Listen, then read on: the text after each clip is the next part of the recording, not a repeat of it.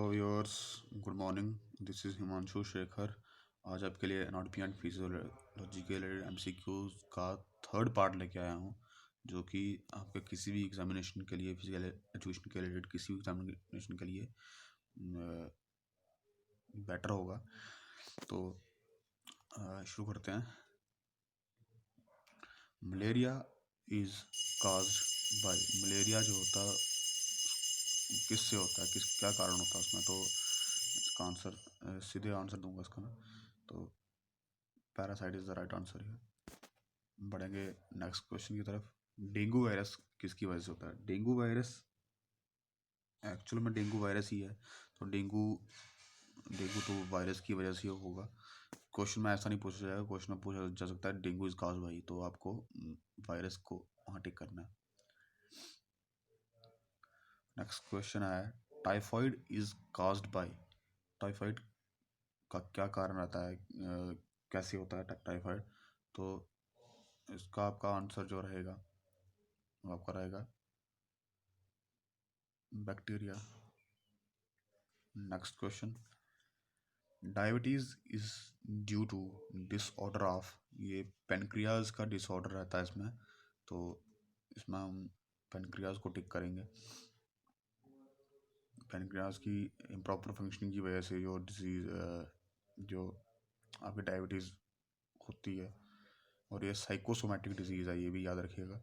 किसी किसी क्वेश्चन में ये भी पूछा जाता है कि डायबिटीज़ किस टाइप की डिजीज़ है, तो साइकोसोमेटिक डिजीज़ मतलब related to body and mind. Next question, the name of thigh bone is. सबसे आसान क्वेश्चन है। थाई बोन आपकी फीमर बोन होती है। उसके पहले हम ये जान लेंगे कि अल्ना, हमारी अल्ना कहाँ होती है? तो अल्ना हमारी रिस्ट में होती है, और रेडियस भी हमारी रिस्ट में होती है। रेडियस हमारी होती है रिस्ट में, ये थंब की तरफ होती है। तो और जो अल्ना होती है ये हमारी जो लिटिल फिंगर होती है उसकी तरफ होती है। और जो फीमर जो होगी हमारी थाई बोन आ गई। और टीबिया जो होती है हमारी लोअर लेग में होती है। टीबिया और फिबुला दो दो बोन्स होती है यहाँ पर लोअर लेग में, नी के नीचे। तो इसका जो आंसर रहेगा हमारा वो रहेगा फीमर। बढ़ेंगे नेक्स्ट क्वेश्चन की तरफ। Measles are caused by.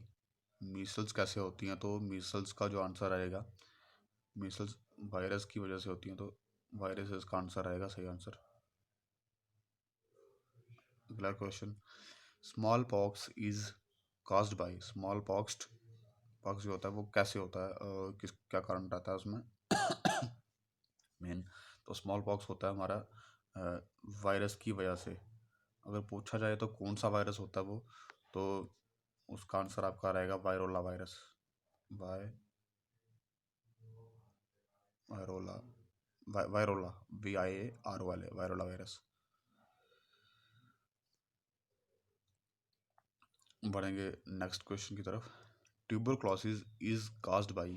Tuberculosis यानी कि टीबी जो होता है वो किसकी वजह से होता है, क्या कारण रहता है उसमें? तो वो बैक्टीरिया कारण रहता है उसमें, बैक्टीरिया का। तो उसके साथ साथ हम बढ़ेंगे अपने अगले क्वेश्चन की तरफ। The condition in which one can not see close object clearly. Close object very clearly is known as.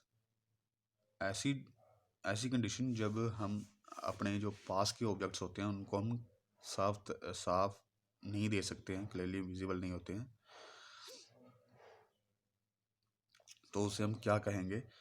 उसे हम कहेंगे हाइपर मेट्रोपिया। हाइपरमेट्रोपिया इसे हम साथ में और क्या कहते हैं? इसे हम कहते हैं फार साइटेडनेस भी कहेंगे। फार साइटेडनेस यहाँ लिखा नहीं जाएगा अच्छी तरह से। फार साइटेडनेस याद रखिएगा। इसे हम साथ में क्या कहेंगे? फार साइटेडनेस। और फार साइटेडनेस मतलब इसमें जो दूर का वो जो है वो साफ दिखाई देता है। और उसी के साथ हमारा है जो मायोपिया। मायोपिया क्या होता है? इसमें जो डिस्टेंस ऑब्जेक्ट जो होते हैं वो क्लियरली नहीं दिखाई देते हैं, लेकिन जो पास वाले ऑब्जेक्ट हैं बिल्कुल क्लियर दिखाई देते हैं। और इसको किस नाम से जाना जाता है? मायोपिया को। मायोपिया को जाना जाएगा आपका नियर साइटेडनेस से। और हाइपरमेट्रोपिया को फार साइटेडनेस से। पढ़ेंगे अगले इस क्वेश्चन का आंसर जो रहेगा बी रहेगा, हाइपरमेट्रोपिया। अगले क्वेश्चन की तरफ बढ़ेंगे। Tympanic membrane is responsible for. Tympanic membrane ये हमारे कान में होती है, और ये किस लिए ये रिस्पॉन्सिबल होती है, तो ये हियरिंग, सुनने के लिए रिस्पॉन्सिबल रहती है ये hearing, tympanic bone. Next question, what percentage of intracellular fluid of body is. जो इंट्रासेल्युलर फ्लूइड्स होती हैं बॉडी में, उसकी क्या परसेंटेज रहती है, तो वो आपका आंसर आएगा यहाँ पर 70%, जो इंट्रासेल्युलर फ्लूइड रहती है। और जो ठीक है, नेक्स्ट क्वेश्चन की तरफ बढ़ेंगे। What percentage of body is found by extra cellular food. जैसे कि पहले हमने देखा कि intracellular food, intracellular by 70% fluid होगी बॉडी की, और जो बाकी बची वो एक्स्ट्रा सेलुलर फ्लूड आएगी। तो इसका आंसर जो हमारा रहेगा 30% रहेगा। Next question, dehydration is caused by. तो यहाँ पर डिफरेंट ऑप्शन दिए गए हैं, इसकी वजह से नहीं होता, ये गलत है, ये भी गलत है। Loss of salt and water, ये सही है।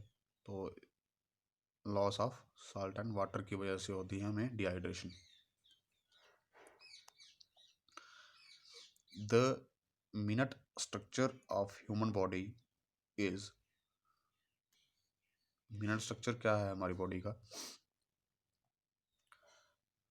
तो हमारा आंसर रहेगा सेल। मिनट स्ट्रक्चर किसको कहा जाता है, सेल को कहा जाता है। अगले क्वेश्चन की तरफ बढ़ेंगे। The constructive activities growth and repair, growth and cell repair are called as. जो कंस्ट्रक्टिव एक्टिविटीज़ होती हैं, मतलब जिसमें सेल की ग्रोथ होती है और रिपेयर होता है, तो उसे हम क्या कहेंगे। तो हमारा आंसर इसमें से ये दोनों सही हैं, एनाबॉलिज्म में भी आता है और कैटाबॉलिज्म भी। तो जो हमारा सही आंसर रहेगा both A and B. Next question, the protoplasm of cell is composed of. जो प्रोटोप्लाज्म है, सॉरी सर, एक मिनट, इस क्वेश्चन को फिर से देखेंगे हम। The constructive activities growth and cell repair are called. ये दोनों नहीं होगा, इसमें एनाबॉलिज्म आएगा सिर्फ, तो माफ़ कीजिएगा व्यूअर्स, याद आ गया, नहीं तो क्वेश्चन गलत हो जाता है। एनाबॉलिज्म इसका आंसर रहेगा। The constructive activities growth and cell repair are called as anabolism. The protoplasm of cell is composed of.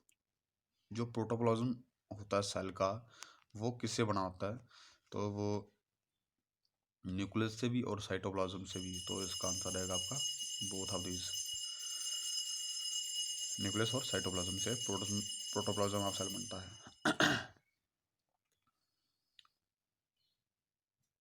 अगला question, actin and myosin are connected with.